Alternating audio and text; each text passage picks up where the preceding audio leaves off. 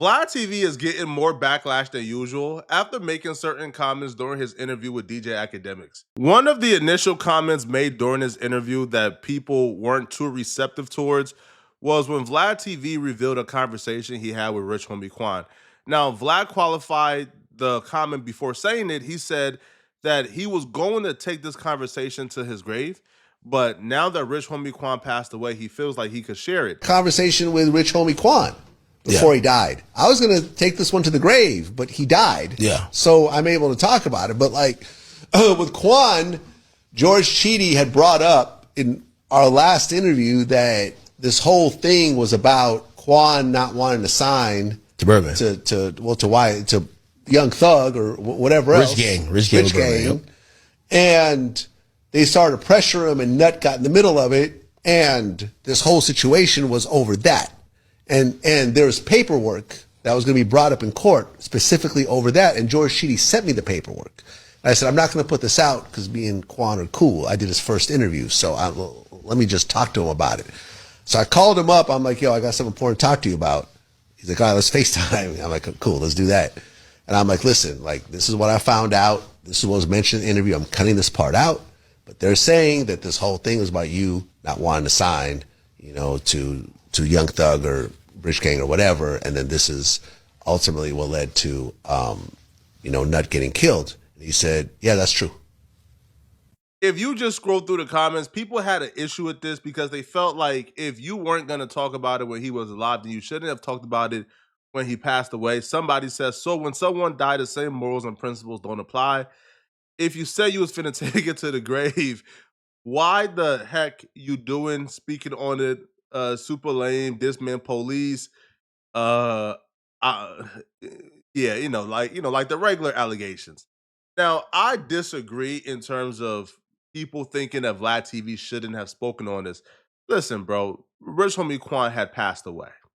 Now, if this was a conversation that would have made Rich Homie Quan look bad, if this was a conversation that would have disparaged him in any way, then maybe I can understand making an argument for why this shouldn't come out.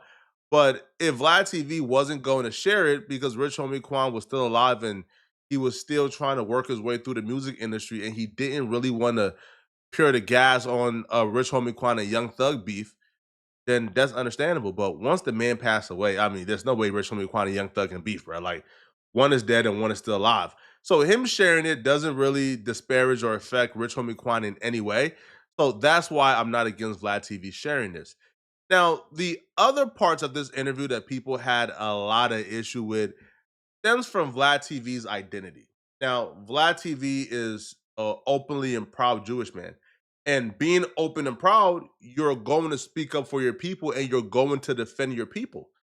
So Vlad TV attempted to broach the subject of Kanye West. Kanye West was recently banned on Twitter for going on a manic Twitter rant where he would say comments that people can perceive as anti-Semitic. Apparently, the Twitter banging was not enough. Bro decided he was gonna drop a merch that sport a symbol that's very controversial in relations to Jewish people. They responded back with merch of their own targeted at going at Kanye West.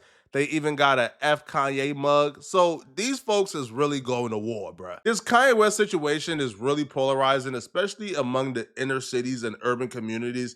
On one hand, people think Kanye West has lost his mind. They think he's bipolar. They think he's manic. They think his comments were hateful.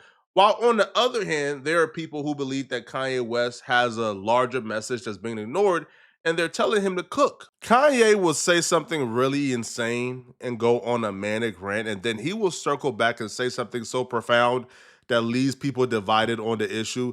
Like, for example, after his Twitter rant going off, he circled back and he stated, I'm going to normalize talking about the failed art student the way talking about killing black folks has been normalized. What Kanye West said here is something you really have to think about. It's something you really have to look into. Because if you look at the harsh reality, you will see, maybe got a point here. People sit at the top of the food chain in the music industry. And the people who sit at the top of the food chain, they taste make, they curate the culture, they curate what's hot. And for some reason, for whatever agenda it is, they've made gangsta music hot, right? They've made degeneracy in black music hot. So when we look at the current state of hip hop, there are people profiting off of rapping about and glorifying black genocide.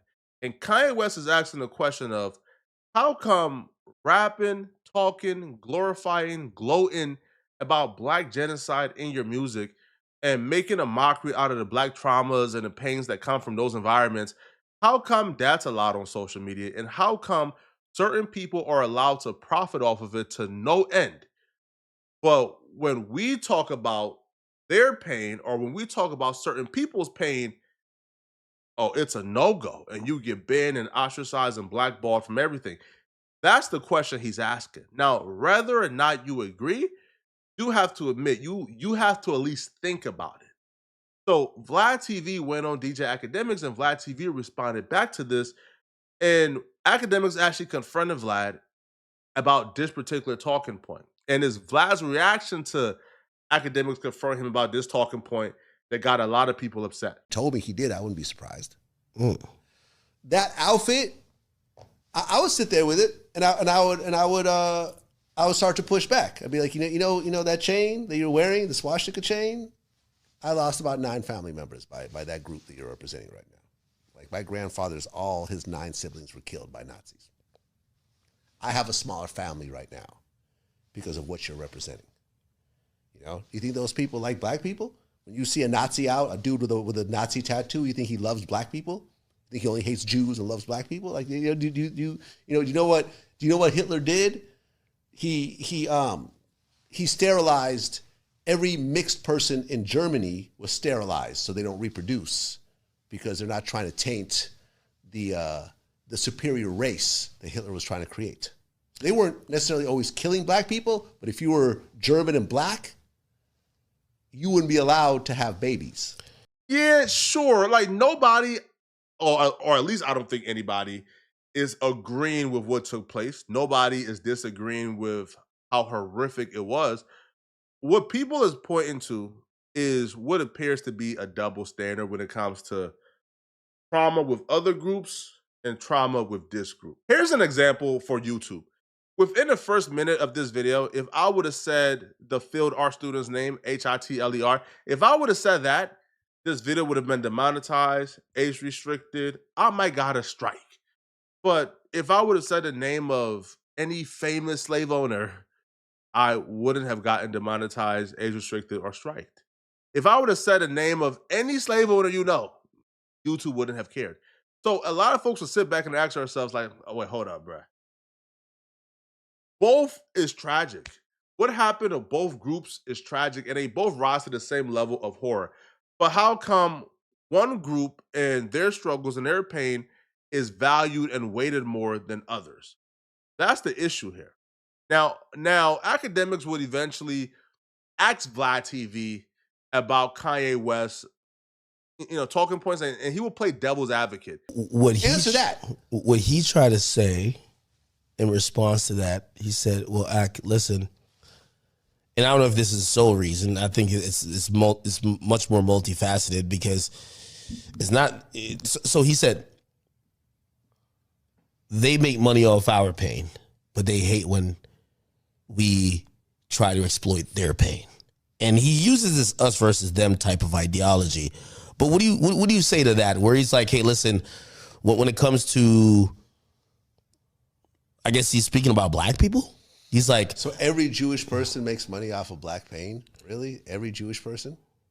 I don't know. Because he's saying the Jews, meaning all the Jews. He even said in interviews, like, oh, do you remember he was on that one dude, that Proud Boys podcast? And he was like, remember this was, I don't know, maybe like a year and a half ago or something. He did an interview with one of the dudes from the Proud Boys. And the guy's like, hey, so when you say the Jews, are you talking about specific Jews or all Jews? Kanye said all Jews. All Jews. So you're telling me that all Jews make money off of black pain? Yeah, but those are two different things, though. When Kanye West talk about the music industry, he's referring to a specific group at the top. When he was in a Gavin McInnes interview, he was referring to, I guess, how he feel towards the group as a whole. But when he talks about the music and the profiting, he's referring to the label owners at the very top of the food chain. They are profiting off of black trauma. They are profiting off of black genocide. And okay, the profiting part isn't even like where the stickler is. The stickler is how come rapping and talking about black genocide isn't treated with the same amount of urgency as talking about, let's say, the Holocaust, right? Talking, glorifying, rapping about profiting from black genocide is okay, bro. You don't get banned off of Twitter for dropping a song talking about murdering 18 ops this year, but you get banned for talking about their pain.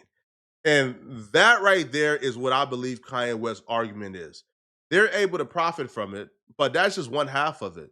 Is how social media and these companies react. Or are certain people in the record business, in certain positions, and they happen to have certain artists that are gangster rappers, and they monetize off, and these artists create this music, and they are the record label leads, and they help these artists to push their albums, along with all types of other artists.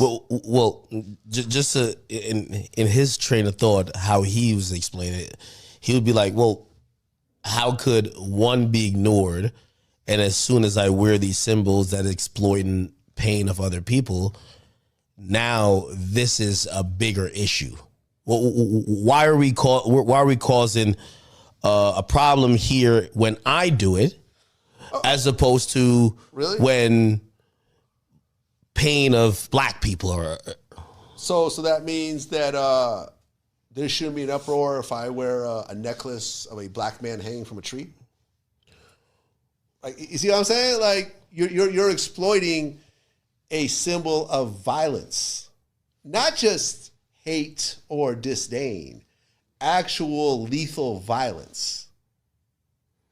If any person, black, white, or whatever, but especially non-black person, somehow wears a symbol, an iced out symbol of slavery, but it would not go well on any level for that person. But the symbol means nothing in the grand scheme of the conversation. The symbol just represents the horrors that took place with their group.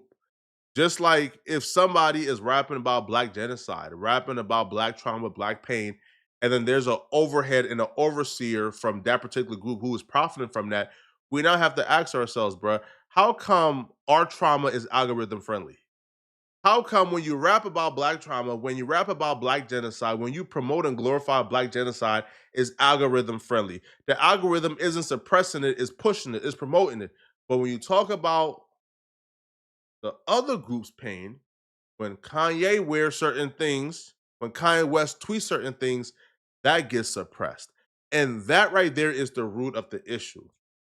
Our pain, our plights isn't really seen as a priority over a particular groups. But he's equating that to, say, these executives that happen to be, say, Jewish, if they're monetizing off, say, black on black violence, gangsterism, the denigration of black culture, he's like, well, yeah, that might not be lynching and really extreme levels of black turmoil, but it's still black turmoil that they're benefiting off of. So why can't I benefit off, or I don't know if he thinks he's benefiting, but why can't I exploit your pain? So that's his argument. I'm not saying that. So if Kanye dropped, if he wanted to support an artist who was Jewish, who talked about killing other Jewish people, like, banging on other Jewish people, whatever else, I don't think anyone would really have a problem with that. I wouldn't give a shit, right? That's what he's talking about. In fact, a lot of these, when you look at sort of the biggest gangster rap labels, there's usually a black person at the head of them. Suge Knight,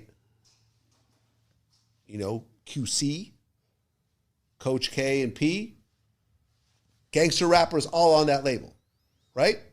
And again, I feel like I'm playing devil's advocate. And the parent label, that's just one of their properties out of dozens of artists, including a Taylor Swift and including all these other people. And Vlad means well, and he's just trying to defend his people. But, bro, these black label owners, bro, don't run nothing. when Birdman is giving advances to Drake or Nicki Minaj when they were under Birdman, Birdman was getting that budget approved from Lucian at the very top. All right, so the top is who runs it. The label owners are just placeholders, bro. Like the black label owners are just placeholders. The real bosses is Lucian at the very top, and they're the ones who curate and dictate the culture and the taste of music in the culture. Right, so they're the ones who is pushing gangster music. They're the ones who are profiting off of black trauma and black pain.